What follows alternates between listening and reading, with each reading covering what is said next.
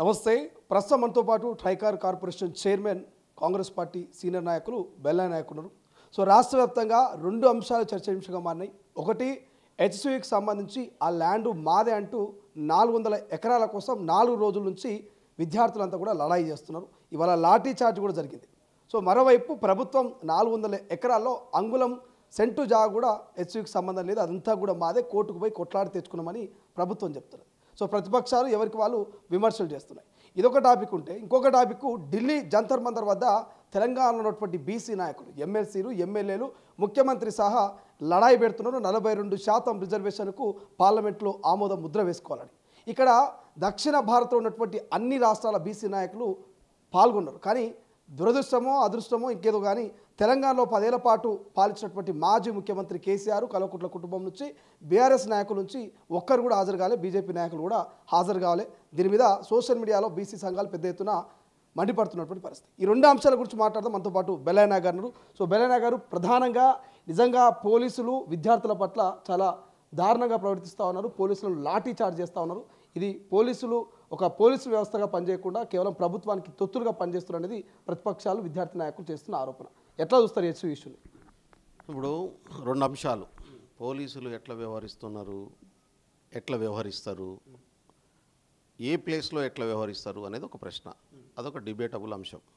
ఇప్పుడు నువ్వు నేను పోయి రోడ్డు మధ్యలో కూర్చున్నావు అనుకో, కార్పొరేషన్ చైర్మన్ అయినా నన్ను తీసి వ్యాన్ ఎక్కిస్తారు. నేను ముందు ఒక మాట చెప్తారు, నడువు అని. నడవకుంటే ఎత్తి వ్యాన్లో పడేస్తారు. ఇది అక్కడ పోయేటటువంటి జనాలకు ఇబ్బంది కలగకుండా ఉండడం కోసం చేసేటటువంటి పని. అది ఆయన డ్యూటీ. ఇక విద్యార్థులు దేనికోసం ధర్నా చేస్తున్నారు? విద్యార్థులు చేస్తున్నటువంటి ధర్నాకు బేస్ ఏంటి? వాళ్ళు ఏమంటున్నారు? 400 ఎకరాల యూనివర్సిటీ భూమిని ప్రభుత్వం తీసుకున్నది అంటున్నారు. ఇది తప్పు. సెంట్రల్ యూనివర్సిటీ ఆఫ్ హైదరాబాదు 1973లో ఏర్పడ్డది. ఎందుకు ఏర్పడ్డది? 1969లో ప్రత్యేక రాష్ట్రం తెలంగాణ రాష్ట్రం కావాలని తెలంగాణ విద్యార్థులు పోరాటం చేస్తే ఆ రోజు 8 పాయింట్ ఫార్ములా అని చెప్పి ఇందిరాగాంధీ గారు ప్రవేశపెట్టారు. 8 పాయింట్ ఫార్ములా ప్రకారం పూర్తిగా తెలంగాణ వనరులు, తెలంగాణ భూములు, తెలంగాణ ప్రాంతంలో ఉద్యోగాలన్నీ కూడా తెలంగాణ వాళ్ళకే దక్కాలనేది 8 పాయింట్ ఫార్ములాలో పెట్టిండ్రు. ఎప్పుడైతే 8 పాయింట్ ఫార్ములా డిక్లేర్ అయిందో ఇమ్మీడియట్గా ఆంధ్ర ప్రాంతం అంతా జై ఆంధ్ర ఉద్యమం మొదలైంది. తెలంగాణతో మేము కలిసి ఉండమని, మాకు వద్దు అని చెప్పి. ఆ క్రమంలో మళ్ళీ జై ఆంధ్ర ఉద్యమం వచ్చిన తర్వాత 8 పాయింట్ ఫార్ములాను పక్కన పెట్టి 6 పాయింట్ ఫార్ములాను ముందుకు తీసుకొచ్చారు. అందులో భాగంగా తెలంగాణకు ప్రత్యేక బోర్డుతో పాటుగా యూనివర్సిటీ ఆఫ్ హైదరాబాద్ను ఏర్పాటు చేయాలని చెప్పి సెంట్రల్ యూనివర్సిటీని ఏర్పాటు చేశారు. దానికి భూములు ఇవ్వాలని చెప్పి రాష్ట్ర ప్రభుత్వానికి అడిగితే రాష్ట్ర ప్రభుత్వం 800 ఎకరాల భూమి, ఎక్కడ యూనివర్సిటీ మన గోల్కొండ పక్కన చూపిస్తే అది సరిపోదు, మాకు ఎక్కువ కావాలని అంటే ఇప్పుడున్నటువంటి ప్లేస్లో సర్వే నంబర్ 25లో ప్రభుత్వ భూమిగా ఉన్నటువంటి 2384 ఎకరాల భూమిని సెంట్రల్ యూనివర్సిటీకి ఆ రోజు ప్రభుత్వం అప్పజెప్పిన తర్వాత దాన్ని అదే రోజు నిజంగా ఆ రోజు ఉన్నటువంటి వైస్ ఛాన్సలర్ దాదాపు ₹1 కోటి పెట్టి కంపౌండ్ వాల్ కూడా కట్టిండు, మెయిన్ రోడ్ సైడ్ వెనకాల కట్టుకోలేదు. ఆ తర్వాత ప్రభుత్వం అడిగినప్పుడల్లా, ఆయా ప్రభుత్వాలు అడిగినప్పుడల్లా యూనివర్సిటీ యాజమాన్యం బిఎస్ఎన్ఎల్కు భూమి ఇచ్చింది, అందులోకి వెళ్ళి ఆర్టీసీకి భూమి ఇచ్చింది, అందులోకి వెళ్ళి రకరకాల ఇన్స్టిట్యూట్స్కి ఇచ్చుకుంటూ వచ్చినటువంటి పరిస్థితి. 2003లో ఆ రోజు ఉన్నటువంటి ఉమ్మడి రాష్ట్ర ప్రభుత్వం యూనివర్సిటీకి ఒక సైడు సర్వే నంబర్ 25లో ఉన్నటువంటి 400 ఎకరాల భూమి కావాలని అడిగితే సర్వే నంబర్ 36, 37లో ఉన్నటువంటి దాదాపు 398 ఎకరాల భూమి యూనివర్సిటీ తీసుకొని సర్వే నంబర్ 25లో ఉన్నటువంటి 400 ఎకరాల భూమి ప్రభుత్వానికి, రాష్ట్ర ప్రభుత్వానికి అప్పచెప్పింది. అంటే భూమి బదలాయింపు జరిగింది. ఇవాళ మాట్లాడుతున్నటువంటి చాలామంది మేధావులు 2003లో ఉన్నారు, యూనివర్సిటీలో ఉన్నారు, అసోసియేషన్స్ ఉన్నాయి, వీసీలు ఉన్నారు. ఈ భూమిని ప్రభుత్వానికి ఇప్పుడున్న ఈ 400 ఎకరాలు ఇప్పుడు డిస్ప్యూట్ అని చెప్పి మాది అని చెప్పి మాట్లాడుతున్నటువంటి భూమి 2003లో రాష్ట్ర ప్రభుత్వానికి అప్పజెప్పబడ్డది. దానికి బదులుగా 395 ఎకరాలు, అంటే 2 ఎకరాలు తక్కువ భూ బదలాయింపు జరిగింది. రాష్ట్ర ప్రభుత్వానికి అప్పజెప్పిన తర్వాత ఆ రోజు ఉన్నటువంటి రాష్ట్ర ప్రభుత్వం ఏం చేసింది దాన్ని అంటే ఒక ప్రైవేట్ కంపెనీకి 50,000 ఎకరం చొప్పున అమ్మేసింది.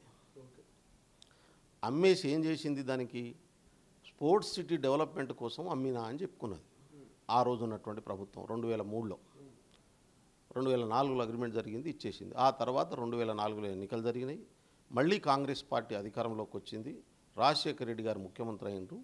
ఈ ప్రభుత్వ భూమిని భూమి 397 ఎకరాలు ఒక దిక్కు యూనివర్సిటీకి ఇచ్చినాం, యూనివర్సిటీ నుంచి తీసుకున్నాం. ఈ భూమిని ఆ స్పోర్ట్స్ సిటీ ఏందో ప్రభుత్వమే డెవలప్ చేస్తుంది, ప్రైవేట్ వాళ్ళకి ఎందుకు ఇవ్వాలి అని చెప్పి ఆలోచనతోని ఈ అగ్రిమెంట్ను ఆ రోజు ఉన్నటువంటి ప్రభుత్వం 2006లో క్యాన్సిల్ చేసింది. క్యాన్సిల్ చేసిన తర్వాత ఎవరైతే ప్రభుత్వం దగ్గర 50,000 ఎకరం చొప్పున కొన్నాడో ఆ కంపెనీ IMA కంపెనీ అయినా దీన్ని కోర్టులో వేసిండు. ఇది మేము కొన్న భూమి ప్రభుత్వం దగ్గర గత ప్రభుత్వం మాకు ఇచ్చింది. అదేవిధంగా ఇంకో 400 మామిడిపల్లి విలేజ్లో 450 ఎకరాలకు సంబంధించినటువంటి అగ్రిమెంట్ చేసుకున్నట్టు, సేల్ ఆఫ్ అగ్రిమెంటు. కాబట్టి ఈ రెండింటిని ఆ రోజు ఉన్నటువంటి ప్రభుత్వం క్యాన్సిల్ చేసింది. ఇది ప్రభుత్వ ఆస్తి. మేము ఒక దిక్కు కాస్ట్లీ భూమి యూనివర్సిటీకి ఇచ్చి ఇంకో దిక్కు తీసుకున్న తర్వాత ఎవడో ప్రైవేట్ కంపెనీకి ఎందుకు ఇవ్వాలని చెప్పి రాజశేఖర రెడ్డి ప్రభుత్వం, కాంగ్రెస్ ప్రభుత్వం వెనక్కి తీసుకున్నటువంటి క్రమంలో ఆ కంపెనీ కోర్టులో కేసు వేసింది. ఆ కేసు ఉమ్మడి రాష్ట్రంలో నడిచింది. తర్వాత తెలంగాణ రాష్ట్రం 2014లో ఏర్పడ్డది. 10 సంవత్సరాల నుంచి నడిచింది. 10 సంవత్సరాల నుంచి కేసీఆర్ ముఖ్యమంత్రిగా ఉన్నారు. ఇవాళ మాట్లాడుతున్న కేటీఆర్ ఉన్నాడు, హరీష్ రావు ఉన్నాడు. ఏ రోజు ఆ భూమిని ఆ ప్రైవేట్ కంపెనీకి పోనీయకుండా తీసుకొచ్చి ప్రభుత్వానికి అప్పజెప్పాలనేటటువంటి ప్రయత్నం జరగలేదు. ఏ రోజు దానికోసం కొట్లాడలేదు. పోనీ ఇవాళ మాది అని మాట్లాడుతున్న విద్యార్థి సంఘాల నాయకులు కానీ, యూనివర్సిటీ ప్రొఫెసర్లు కానీ, మేధావులు కానీ ఆ రోజు ప్రభుత్వానికి 400 భూమి బదలాయింపు ఎందుకు చేస్తున్నారు, ఆ భూమి అవసరం లేదు మాకు, మా భూమి మాకు ఉండనియండి అని చెప్పి ఆ రోజు మాట్లాడిన సందర్భం లేదు. పోనీ 2006లో తెలంగాణలో ఉమ్మడి రాష్ట్రంలో రాజశేఖర రెడ్డి ప్రభుత్వం వచ్చినప్పుడు దాన్ని క్యాన్సిల్ చేస్తున్నారు కదా, మీ భూమి మీరు తీసుకోండి, ఈ 400 ఎకరాలు మా భూమి మాకు ఇవ్వండి అని చెప్పి ఆ రోజు అడిగినటువంటి పరిస్థితి లేదు, దరఖాస్తు పెట్టినటువంటి పరిస్థితి లేదు. పోనీ కోర్టులో కేసు నడుస్తుంది, ఈ భూమి మా నుంచి తీసుకున్నారు కాబట్టి మాది మాకు ఇవ్వండి అని చెప్పి కోర్టులో ఇంప్లీడ్ అయినటువంటి పరిస్థితి లేదు, అడిగినటువంటి పరిస్థితి లేదు. ఇవాళ తెలంగాణలో రేవంత్ రెడ్డి గారి నాయకత్వంలో కాంగ్రెస్ ప్రభుత్వం వచ్చిన వెంటనే మొత్తం రాష్ట్ర వ్యాప్తంగా తెలంగాణ ప్రజల ఆస్తుల్ని రక్షించడం ఒక ఎజెండాగా పెట్టుకున్నాం, ప్రజల్ని డెవలప్ చేయడం ఒక ఎజెండాగా పెట్టుకున్నాం మేము. అందుకనే ఎక్కడెక్కడైతే ఇటువంటి ఇల్లీగల్ యాక్టివిటీస్ నడుస్తున్నాయో, ఎక్కడెక్కడైతే ప్రభుత్వ భూముల్ని కబ్జాలు పెట్టుకొని రకరకాల ఇబ్బందులు పెడుతున్నారో ఇవన్నీ కూడా వెనక్కి తీసుకొచ్చేటటువంటి ప్రయత్నం చాలా సీరియస్గా చేస్తుంది మా ప్రభుత్వం. అందులో భాగంగానే ఈ కేసు ఉందని తెలిసి సీనియర్ అడ్వకేట్లను పెట్టి హైకోర్టులో వాదించి, సుప్రీంకోర్టులో వాదించి ఈ భూమి మాది. ఆల్రెడీ రాష్ట్ర యూనివర్సిటీకి 2003లోనే తెగతెంపులు అయిపోయింది. యూనివర్సిటీ నుంచి ఒక పార్ట్ భూమి తీసుకున్నారు, ఇంకో పార్ట్ భూమి ఇచ్చారు. యూనివర్సిటీది ఎట్లయితుంది అప్పుడు ఆడికి తెగతెంపులు అయిపోయింది. ప్రభుత్వం కొట్లాడి ఇప్పుడు యూనివర్సిటీకి ఇచ్చినాము, యూనివర్సిటీ ఎంజాయ్ చేస్తుంది 400 ఎకరాలు, 397 ఎకరాలు. మా ప్రభుత్వం తీసుకున్న భూమిని ఎవడో ప్రైవేట్ వాడు పెట్టి కేసు పెట్టి పెండింగ్ పెట్టాడు. దాన్ని ప్రభుత్వానికి ఉపయోగపడతలేదు, నష్టపోయినటువంటి పరిస్థితి ఉంది, ప్రజలకు ఉపయోగం లేనటువంటి పరిస్థితి. అందుకని కొట్లాడి కేసు గెలిచి ఆ భూమి రాష్ట్ర ప్రభుత్వం తెచ్చుకున్నది. తెచ్చుకున్న తర్వాత మీకు అందరికీ తెలుసు, ఒక దిక్కు హైటెక్ సిటీ, రెండో దిక్కు ఫైనాన్షియల్ డిస్ట్రిక్ట్, ఇదంతా కూడా ఒక ఐటీ హబ్గా డెవలప్ అవుతున్నటువంటి ప్రాంతం. తెలంగాణ ఇండస్ట్రియల్ ఇన్ఫ్రాస్ట్రక్చర్ కార్పొరేషన్ వాళ్ళు విపరీతమైనటువంటి ఐటీ కంపెనీల డిమాండ్ ఉంది ఇక్కడ. కాబట్టి ఇక్కడ కనుక ఒక 400-500 ఎకరాలను డెవలప్ చేస్తే దీంట్లో ఒక 50,000 కోట్ల ఇన్వెస్ట్మెంట్లు వస్తాయి, దాదాపు 5 లక్షల కొత్త ఉద్యోగాలు ఏర్పడేటటువంటి అవకాశం ఉంటుందని చెప్పి రాష్ట్ర ప్రభుత్వానికి ఈ కేసు గెలిచిన తర్వాత అప్రోచ్ అయితే రాష్ట్ర ప్రభుత్వం క్యాబినెట్ కూర్చొని ఈ 400 ఎకరాలు ఇండస్ట్రియల్ ఇన్ఫ్రాస్ట్రక్చర్ కార్పొరేషన్కి అప్పచెప్పడం జరిగింది. ఇప్పుడు ఇండస్ట్రియల్ ఇన్ఫ్రాస్ట్రక్చర్ కార్పొరేషన్ అక్కడ డెవలప్ చేసేటటువంటి పని మొదలు పెట్టగానే ఇది యూనివర్సిటీ భూమి అని మాట్లాడుతున్నటువంటి పరిస్థితి ఉంది.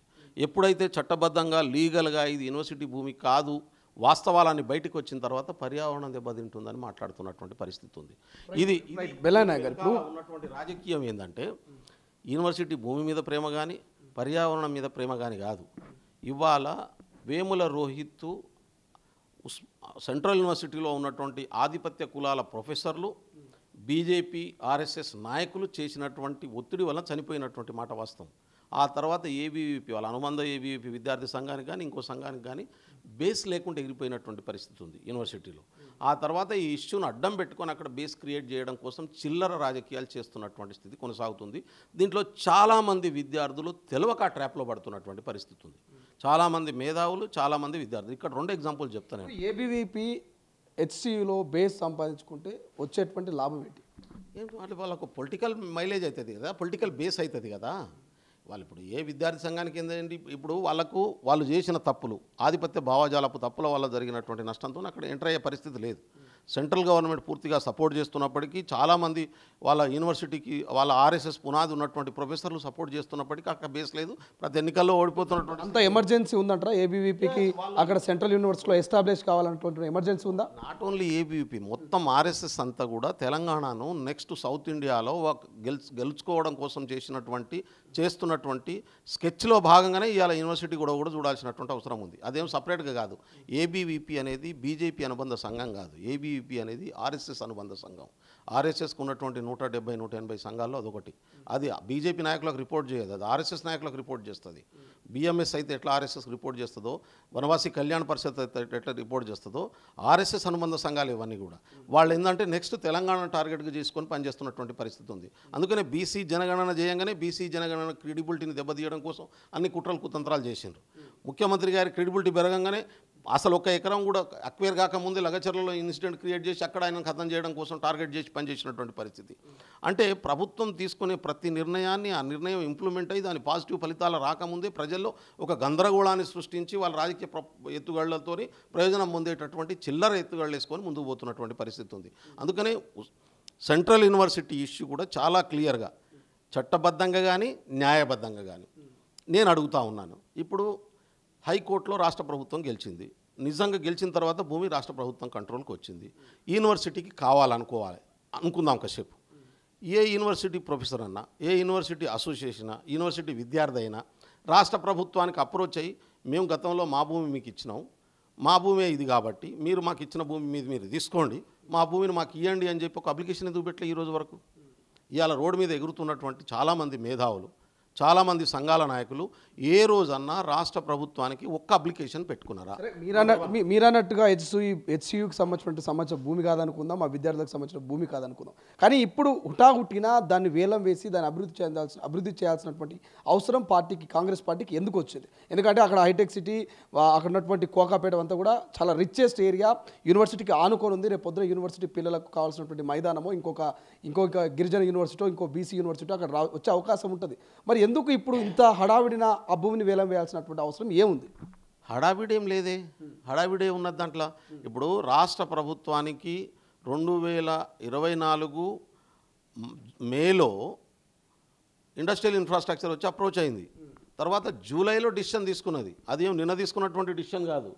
జూలై 1వ తారీఖు, నేను డేట్ కూడా చెప్తా, ఇండస్ట్రియల్ ఇన్ఫ్రాస్ట్రక్చర్కి ఆ భూమి అప్పచెప్పబడి ఆల్మోస్ట్ ఆల్ నీకు 7/3 ఇది కోర్టు పాస్ 2023లో 3వ నెల 7వ తారీఖు నాడు కోర్టు నుంచి వచ్చింది. తర్వాత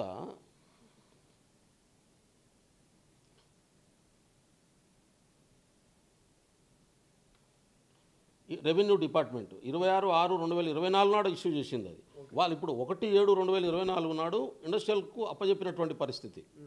పంచనామా చేసినటువంటి రోజు కూడా ఇప్పుడు అక్కడ పంచనామానే జరగలేదు, హద్దులే అక్కడ నిర్ణయించలేదు అనేది ఇప్పుడున్నటువంటి రిజిస్టర్ చెప్తున్నాడు. ఆయనది వాస్తవమా, రాష్ట్ర ప్రభుత్వం చెప్తున్న వాదన వాస్తవం? సంతకంతో ఇచ్చినటువంటి డాక్యుమెంట్ నీకు ఇస్తా నేను. ఇది registrar university of Hyderabad, central university PO Hyderabad. ఇది ఈ భూమికి సంబంధించినటువంటి భూమి అప్పజెప్తూ రిజిస్టార్ ఇచ్చినటువంటి ఎవరికి? తహసీల్దారు, మండల రెవెన్యూ ఆఫీసరు, షేర్లింగంపల్లి మండలం, రంగారెడ్డి డిస్టిక్. ఇది 2003లో వాళ్ళు ఈ భూమిని అప్పజెప్తూ తీసుకున్నటువంటి నిర్ణయం. ఇదే రిజిస్టార్ తీసుకున్నటువంటి నిర్ణయం. మేము తీసుకున్నటువంటి నిర్ణయం కాదు, మా ప్రభుత్వం లేదు అధికారంలో. చంద్రబాబు నాయుడు గారు ముఖ్యమంత్రిగా ఉన్నాడు. ఈ భూమిని తీసుకుపోయి చంద్రబాబు నాయుడు 400 ఎకరాలు 50,000 చొప్పున అమ్మేసినటువంటి పరిస్థితి. Sale deed. ఈ సేల్ డీడ్ను క్యాన్సల్ చేసింది మేము. ఇది సేల్ డీడ్.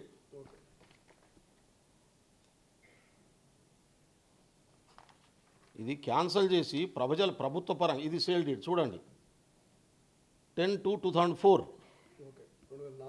ఐఎంజీ భారత్కు సేల్ డీడు తెలంగాణ ఆ రోజు ఉన్నటువంటి ఆంధ్రప్రదేశ్ ప్రభుత్వము 50,000 రూపాయలకు చొప్పున, ఎకరానికి 50,000 చొప్పున 400 ఎకరాలు అమ్మేసిరు. దీన్ని సేల్ డీడ్ చేసి ఈ కంపెనీకి.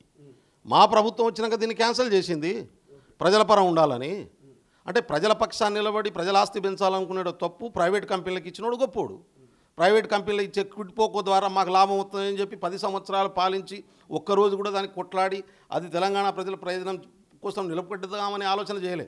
పైగా ఆ పక్కన ఉన్నటువంటి 25 ఎకరాల భూమిని మైహోం రామేశ్వరరావుకి ఇచ్చి దానికి 100 ఫీట్ల రోడ్ వేసినటువంటి టీఆర్ఎస్ మాకు నీతులు చెప్తుంది. ఇవాళ నేను అందుకనే చెప్తున్నాను. ఇప్పుడు ఆ రోజు ఏడబోయినరు ఇవి నేను సెంట్రల్ యూనివర్సిటీ మేధావుల్ని కూడా అడుగుతున్నా, చిన్నపిల్లలు కాదు మీరు, మేధావులు, ప్రొఫెసర్లు, ఇంటలెక్చువల్స్, ప్రపంచానికి జ్ఞానం అందించేటటువంటి వాళ్ళు, మీ భూమి పోతుంటే ఎందుకు దాన్ని కాపాడుకునేటటువంటి ఆ రోజు ఇయ్యొద్దని ఎందుకు ప్రొటెక్ట్ చేయలేదు?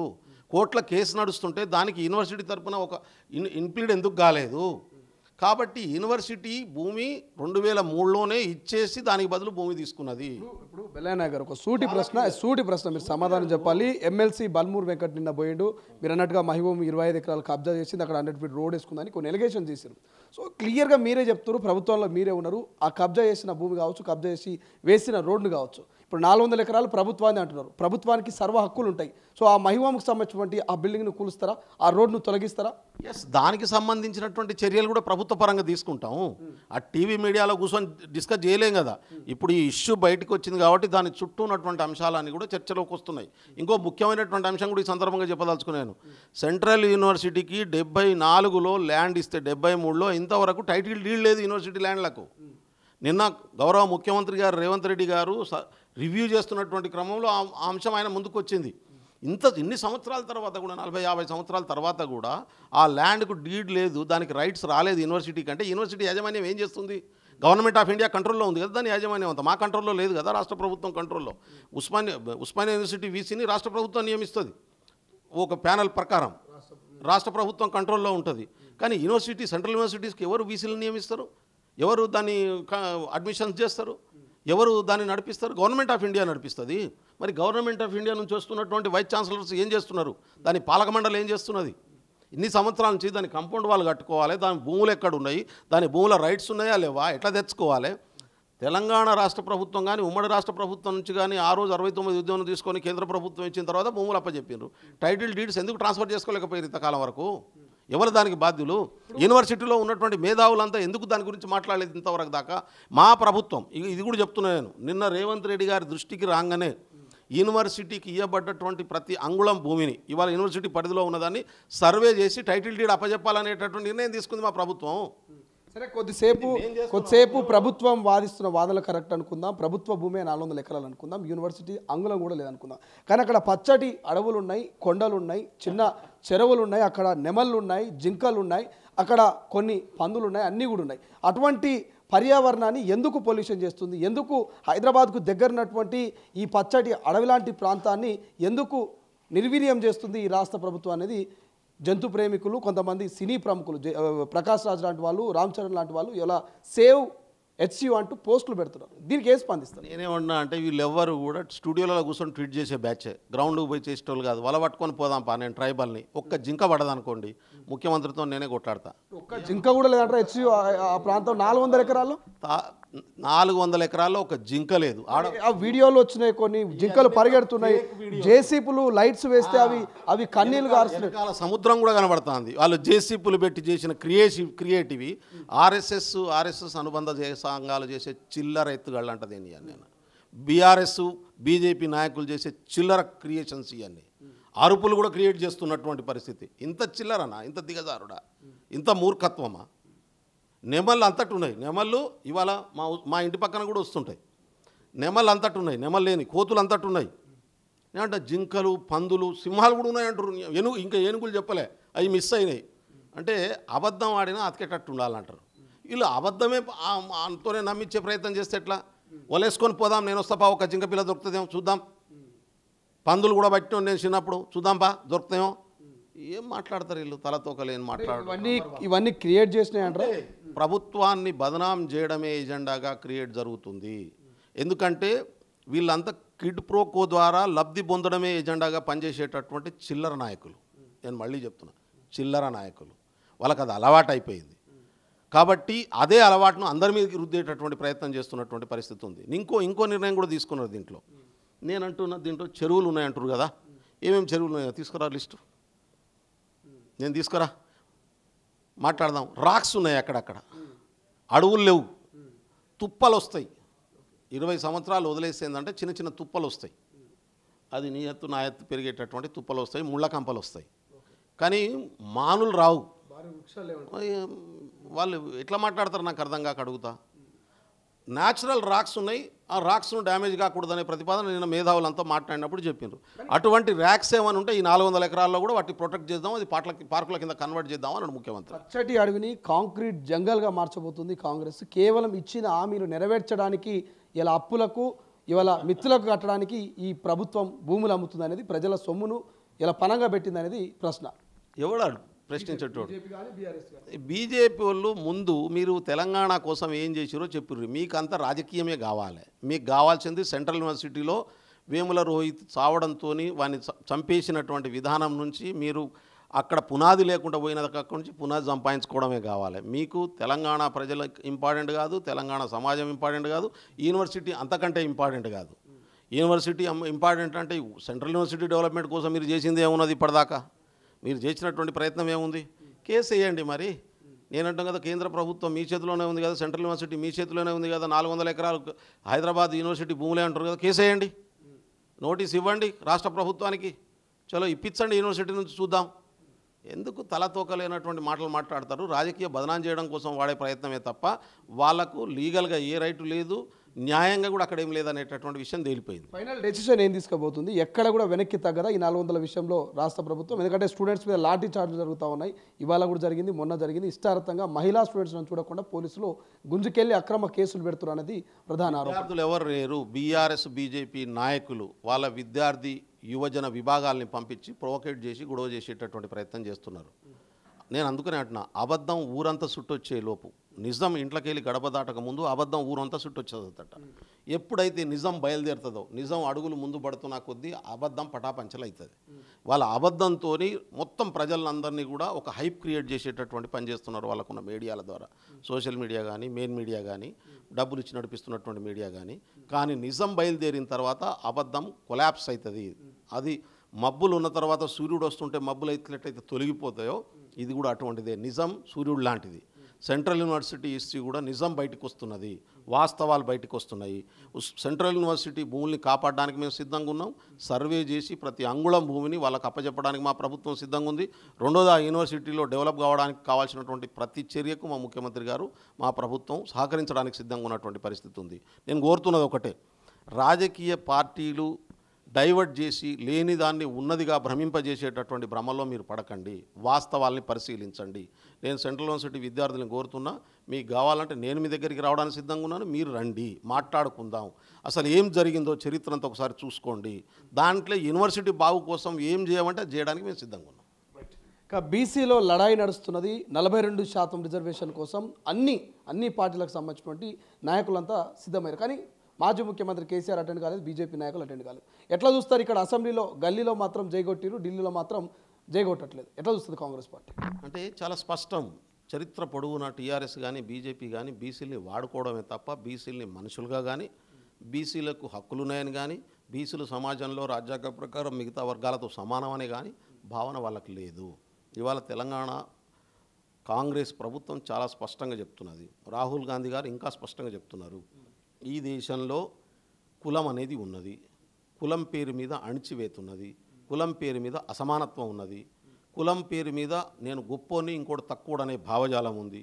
ఇది పోవాలంటే అసలు కులం ఏ స్థాయిలో ఉంది, ఆర్థిక స్థితిగతులు ఏంటి, సామాజిక స్థితిగతులు ఏంటి, ఏ కులం జనాభా ఎంత ఉన్నది, గ్రూప్ 1లో ఎవరి వర్గాలు ఎంత ఉన్నాయి, ఐఏఎస్లో ఎంతమంది ఉన్నారు, అటెండర్ స్థాయిలో ఎంత ఉన్నది, ఉద్యోగ రంగంలో ఎవరి వాటా ఎంత ఉన్నది, పారిశ్రామిక రంగంలో ఎవరి వాటా ఎంత ఉన్నది, మీడియా రంగంలో ఎవరి వాటా ఎంత ఉన్నది, ప్రకృతి వనరుల మీద ఎవరి పెత్తనం ఎంత ఉన్నది, ఇదంతా బయటికి రావాలి. ఇది సర్వే జరగాలని చెప్పి కాంగ్రెస్ పార్టీ కోరుకుంటున్నది, రాహుల్ గాంధీ కోరుకుంటున్నది. అంటే మనిషిలో రోగాలుంటే ఎక్స్రే తీసి ఏ రోగం ఎక్కడుందో తెలుసుకొని వాటిని నయం చేయడం కోసం ఎట్లయితే మందులు వాడతామో, మన సమాజంలో ఉన్నటువంటి కులం పేరు మీద కొనసాగుతున్నట్టు అసమానత సామాజిక వ్యవస్థ ఎట్లా ఉన్నది, ఆ రోగాన్ని నయం చేయడానికి ఎటువంటి మందులు వాడడం కోసం పాలసీలు తయారు కావాలంటే ముందు ఆ రోగాన్ని కనుక్కోవాలనేటటువంటి బలమైనటువంటి వాదనను కాంగ్రెస్ పార్టీ ముందుకు తీసుకొచ్చింది. రాహుల్ గాంధీ గారు ముందుకు తీసుకొచ్చారు. భారత్ జోడో యాత్ర ఆయనతో పాటు నేను నడుస్తున్నప్పుడు ప్రజలకు కోరుకుంటే ఆ కోరిక మేరకు అది ముందుకు వచ్చింది. దాన్ని మొన్న ఎన్నికల మేనిఫెస్టోలో మేము ఇక్కడ పెట్టినాం. తెలంగాణలో దాన్ని అమలు చేయడం కోసం కుల సర్వే చేసినాం. సర్వే బేసిస్ మీద 42% రిజర్వేషన్లు ఇక్కడ బీసీలకు కల్పించినాం. ఆ బీసీల అసెంబ్లీ చేసినటువంటి తీర్మానాన్ని చట్టబద్ధత కల్పించండి అని చెప్పి వాళ్ళు ఢిల్లీలో అన్ని పార్టీలను ఆహ్వానిస్తూ బీసీ సంఘాలు పెట్టినాయి. కాంగ్రెస్ పార్టీ పెట్టిన మీటింగ్ ఏం కాదు. బీసీ సంఘాలన్నీ కలిసి పెట్టినాయి. ఆ సంఘాల మీటింగ్కు మేము గౌరవించినాం, దానికి కట్టుబడి ఉన్నాం. కాబట్టి మా ముఖ్యమంత్రి గారు వెళ్ళారు, మా పీసీసీ అధ్యక్షులు వెళ్ళారు, ఇక్కడ నుంచి మంత్రులు వెళ్ళారు, ఢిల్లీ నుంచి కూడా చాలామంది మా నాయకులు పూర్తిగా దానికి హాజరవుతూ ఉన్నారు. అన్ని రాజకీయ పార్టీలు నిజంగా బీసీల మీద ప్రేమ ఉన్నోడు వస్తాడు, కానీ బీసీల మీద ప్రేమ నటించేటోడు రాడు. ఇంతకాలం బ్రిటిషుల మీద ప్రేమ ఎవరికి ఉన్నది, నటించింది ఎవరు అనేది వాస్తవాలు పటాపంచలైపోతుంది. ఇప్పుడు నడుచుకొని కాళ్ళకు దుమ్మనుకుంటుందట. ఇప్పుడు బీసీ సంఘాలు పిలిచినప్పుడు ఎవరు ఏ పక్షాన ఉన్నదో తెలుపుకుంటుంది కదా. నేనే బీసీ ప్రధాని అని చెప్పేటటువంటి మోడీ ఇవాళ బీసీలు 42% వాటాకు సపోర్ట్ చేస్తాడా, వ్యతిరేకిస్తాడా? ఎవరు అడగకుండానే ఈబీసీల రిజర్వేషన్ల పేరు మీద అగ్రకుల పేదలకు రిజర్వేషన్లు కల్పించినటువంటి మోడీ ఇవాళ బీసీలకు ఎందుకు కల్పించడు? ఇప్పుడు కుల అణచివేతకు గురి అవుతున్నటువంటి బీసీ వర్గానికి న్యాయం చేయాల్సినటువంటి బాధ్యత లేదా? మరి ఇక్కడ ఈటల రాజేందర్ గారు కావచ్చు, మిగతా మిత్రులంతా కావచ్చు, మా అంత బీసీ మునగాలు లేనటువంటి వాళ్ళు ఇవాళ తెలంగాణ ఓట్లతో గెలిచి బీసీ ఓట్లతో గెలిచిన తర్వాత ఇలా పార్లమెంటుకు పోయి ప్రధానమంత్రిని కలిసి మా తెలంగాణలో బీసీ 42% రిజర్వేషన్ బిల్లును మీరు అప్రూవ్ చేయండి అని చెప్పి ఎందుకు అడగరు, ఎందుకు మాట్లాడరు? నా పార్టీ పాలసీ నా పార్టీ అనుకుంటే బీసీల ఓట్లు ఎందుకు తీసుకున్నాను, నేను బీసీని ఎట్లా చెప్తాను? కాబట్టి ఈ మభ్యపెట్టేటటువంటి వాళ్ళు, మోసం చేసేటటువంటి వాళ్లకు నిజంగా నిజాయితీగా ఈ వర్గాన్ని మిగతా వర్గాలతో సమానంగా డెవలప్ చేద్దాం అనుకునేటటువంటి వాళ్ళకి మధ్యన ఒక విభజన గీత గీసేటటువంటి స్పష్టమైనటువంటి సందర్భం వచ్చింది. కాబట్టి బీసీ ప్రజలు ఆలోచించాలి. ఇవాళ తెలంగాణ బీసీలు కావచ్చు, అదేవిధంగా భారతదేశ బీసీ ప్రజలు కావచ్చు, ఇవాళ నటిస్తున్నటువంటి వాళ్ళు ఎవరు, నిజంగా ఆ వర్గాల కోసం పనిచేసేటటువంటి వాళ్ళు ఎవరు? ఎందుకంటే ఇది అర్థం కాకపోతే ఇంకెంత కాలం మోసపోదాం మనం? ఎంతకాలం మనల్ని మభ్యపెడతారు? ఎంతకాలం మనం ఇంకా వాళ్ళు చెప్పేటటువంటి మాటలు నమ్ముదాం? కార్యాచరణను చూద్దాం. మాటలకు చేతులకు మధ్య తేడా చూద్దాం. చేతులు చేసేటోడు మనోడు, చెప్పేటోడు మాటలు చెప్పేటోడు మనల్ని మభ్యపెట్టేటోడు. ఈ రెండింటి మధ్యన వ్యత్యాసాన్ని, వైరుధ్యాన్ని, వాస్తవాన్ని అర్థం చేసుకోకపోతే మరింత మోసపోయేటటువంటి అవకాశం ఉంటుంది. అందుకని 50% ఉన్నటువంటి బీసీ వర్గాలు, ఎస్సీ ఎస్టీ వర్గాలు, ఎస్సీ ఎస్టీలు రిజర్వేషన్లు ఇచ్చినప్పటికీ ఇక్కడ నుంచి కూడా డమ్మీ సెలక్షన్ జరుగుతుంది. ఇప్పుడు ఎస్టీల నుంచి ఎవరు ఎస్టీల కోసం పనిచేసేటటువంటి వాళ్ళు, ఎస్సీల కోసం పనిచేసేటటువంటి వాళ్ళు కాకుండా ఎస్టీల్లో పుట్టి అగ్రవర్ణాల ప్రయోజనాల కోసం పనిచేసేటటువంటి డమ్మీ నాయకత్వాన్ని తీసుకొచ్చి ముందు పెడుతున్నటువంటి పరిస్థితి ఉంది. ఈ మాట రాహుల్ గాంధీ గారు స్వయాన చెప్తా ఉన్నారు. కాంశీరామ్ గారు ఎప్పుడూ చెంచాలని చెప్పిండు, ఇవాళ రాహుల్ గాంధీ గారు చెప్తా ఉన్నారు. అంటే ఆ వర్గాల ప్రయోజనాలు కాకుండా ఆ ప్రాంతంలో ఆధిపత్యంగా కొనసాగుతున్నటువంటి వ్యక్తుల ప్రయోజనాల కోసం పనిచేసేటటువంటి నాయకత్వం వస్తున్నది. ఇది కుక్కమిత పిందులు లాంటి నాయకత్వం అని చెప్పి రాహుల్ గాంధీ గారు చెప్తున్నటువంటి పరిస్థితి ఉంది. ఇప్పుడు మీరు అన్నట్టుగా నిజంగా సమన్యాయం జరగాలనుకుంటే, నిజంగా రిజర్వేషన్ల పరంగా చూడాలనుకుంటే, సో ఇవాళ 12% ఉన్నటువంటి లంబాడ గిరిజన బిడ్డలకు, బంజారా బిడ్డలకు మంత్రివర్గంలో చోటు లేదంటూ మీ నాయకులంతా ఢిల్లీకి పోతున్నారు, మీ ఎమ్మెల్యేలంతా కూడా రిక్వెస్ట్లు పెడతా ఉన్నారు. సో దీని మీద మీరు ఒక కార్పొరేషన్ చైర్మన్గా మీరు ఏం చెప్తారు? నిజంగా కాంగ్రెస్ పార్టీ గిరిజన లంబాడలకు న్యాయం చేస్తుంది అనుకోవచ్చా? ఎందుకంటే ఏ మీడియాలో చూసినా కూడా ఈసారి ప్రిఫరెన్స్ లేదు, డిప్యూటీ స్పీకర్ అనేటువంటి ప్రచారం, లేకపోతే చీఫ్ విప్ అనే ప్రచారం జరుగుతున్నది. సరే, నేనేమంటున్నా అంటే లంబాడీలకు మంత్రివర్గంలో స్థానం కల్పించాలనే దాంట్లో ప్రజల అభిప్రాయంతో నేను ఏకీభవిస్తాను. అది న్యాయమైనటువంటి డిమాండ్. ఇదే విషయాన్ని రాహుల్ గాంధీ గారు చెప్తా ఉన్నారు. ఎవరి ఎంత జనాభా ఉందో ఆ ప్రకారం వాళ్ళకి రిప్రజెంటేషన్ ఉండాలి. ఇప్పుడు ఉమ్మడి ఆంధ్రప్రదేశ్ నుంచి తెలంగాణ ఏర్పడేదాకా ఎప్పుడు గిరిజనులు ఒకటే మంత్రి పదవి ఇచ్చుకుంటూ వస్తున్నారు. ఉమ్మడి రాష్ట్రంలో 6% జనాభా ఉన్నప్పుడు కూడా కోయలకు ఇస్తే లమ్మడోళ్ళకి ఇవ్వలేదు, గోండ్లకు ఇస్తే లమ్మడోళ్ళకి ఇవ్వలేదు, లేకుంటే జాతాపులకు ఇస్తే సవర్లకు తోటిలకు ఇస్తే లమ్మడోళ్ళకి ఇవ్వలేదు, లమ్మడోళ్ళకి ఇస్తే మిగతా వాళ్ళకి ఇవ్వలేదు. ఒకటే మంత్రి పదవి ఇచ్చుకుంటూ వచ్చినటువంటి పరిస్థితి ఉంది. తెలంగాణ రాష్ట్రం ఏర్పడిన తర్వాత కూడా గత 10 సంవత్సరాల కాలంలో ట్రైబల్ నుంచి ఒకటే మంత్రి పదవి ఇచ్చారు, అది లంబాడి సామాజిక వర్గం నుంచి ఇచ్చారు. ఈసారి ప్రభుత్వం ఏర్పడిన తర్వాత కూడా ఒకటే మంత్రి పదవి ఇచ్చారు, అది కోయ సామాజిక వర్గం. బహుశా కోయల నుంచి ఇంతకుముందు ఎప్పుడు మంత్రులు కాలే, ఉమ్మడి రాష్ట్రంలో కాలే, ఇప్పుడు కాలే. ఫస్ట్ మంత్రి వాళ్ళ సీతక్క గారు అయ్యారు. ట్రైబల్ కోటాలో ఒక కోయ ఆడబిడ్డకు, అన్ని రకాలుగా అర్హత ఉన్నటువంటి ఆడబిడ్డకు, నన్ను అడిగితే ఆమె ఈక్వల్ టు జనరల్ క్యాండిడేట్, ఆమెకు ఎస్టీ కోటాలో ఇవ్వాల్సినటువంటి అవసరం లేదు. షీఈ్ నాట్ ద ఎస్సీ కేటగిరీలో చూడాల్సినటువంటి అవసరం లేదు. కాబట్టి ఇవాళ ముఖ్యమంత్రి తర్వాత అత్యధిక ప్రజాదరణ కలిగినటువంటి నాయకురాలు ఎవరు అంటే సీతక్క గారు. కాబట్టి ఆమెను జనరల్ ఎస్టీ కోటా కింద కాకుండా జనరల్ కోటా కింద కన్సిడర్ చేస్తూ ఇవాళ లంబాడి సామాజిక వర్గం నుంచి కూడా మంత్రివర్గంలో అవకాశం కల్పించాలనేటటువంటిది ఇవాళ మొత్తం గిరిజన జాతులని కూడా అడుగుతున్నటువంటి పరిస్థితి ఉన్నది. ఒక రకమైనటువంటి పాజిటివ్ వాతావరణం ఏర్పడుతుందని అడుగుతున్నటువంటి పరిస్థితి ఉంది. మొన్నటి ఎన్నికల్లో ట్రైబల్స్ అవుట్ ట్రేట్గా దాదాపు 80% గిరిజనులు, ఆదివాసీలు కాంగ్రెస్ పార్టీతో నిలబడి అలా ప్రభుత్వం రావడంలో కీలక పాత్ర పోషించినటువంటి పరిస్థితి. కాబట్టి ప్రజల నుంచి డిమాండ్ ఉంది. కానీ ప్రాక్టికల్గా ఇవాళ మంత్రివర్గంలో ఉండేది 16 స్థానాలు మాత్రమే ఉన్నాయి. ఈ 16 స్థానాలు, 2 విప్ స్థానాలు, ఇంకా కీలకమైనటువంటి కొన్ని ముఖ్యమైనటువంటి పోస్టులు ఉన్నాయి. అయితే ఈ ముఖ్యమంత్రి గారికి వెసులుబాటుతోని ఎవరినట్ట బ్యాలెన్స్ చేసుకోవాలో చూసుకోవాల్సినటువంటి అవసరం ఉంటుంది.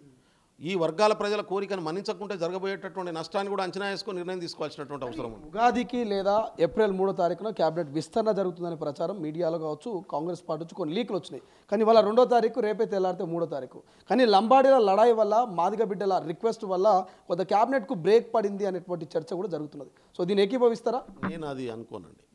మనం కొన్ని సంఘాలు లడాయి చేస్తేనో కొందరు ఏదో సోషల్ మీడియాలో పెడుతున్న అట్లుండదు.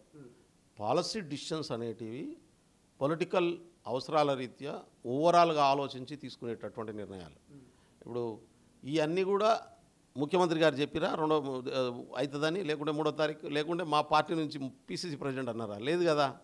ఈ జనరల్గా వచ్చేటటువంటి సోషల్ మీడియాలో జరిగేటటువంటి ఛానల్స్ పెట్టుకునేటటువంటి ప్రచారం ఇది. ఇంతవరకు ఎప్పుడు పెట్టాలనేది అది ముఖ్యమంత్రి గారి అధికారం.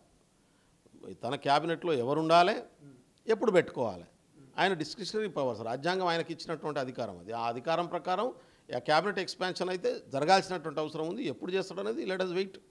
రేపు జరగవచ్చు, ఇంకో నెలకు జరగవచ్చు, 15 రోజులకు జరగవచ్చు. ఇక దాన్ని ఎవరికి వాడు మేము గొప్పలం కాబట్టి ఆగిందంటే ఇక అంతకంటే మూర్ఖత్వం ఇంకోటి ఉండదు. I don't believe it. Thank you so much. ఇది మొత్తం మీద హెచ్సిఏకి సంబంధించి ఒక క్లారిటీ ఇచ్చే ప్రయత్నం చేశారు బెల్లాయక్ నాయక్. మొదటి నుంచి చివరి వరకు, అంటే నాటి నుంచి నేటి వరకు ఏం జరిగింది, ఎలా జరిగింది, ఎందుకు జరిగింది, ఇప్పుడు ఏం జరుగుతుంది, ఎవరు దీన్ని జరిపిస్తున్నట్టు ఒక క్లారిటీ ఇచ్చే ప్రయత్నం చేశారు.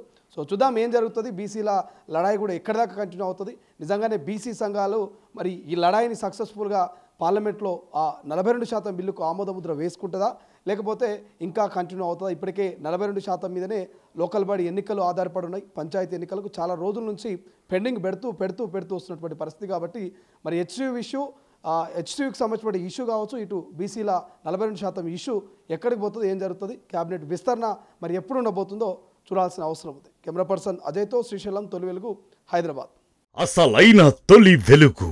ఫాలో వాట్సాప్ @తొలి వెలుగు official.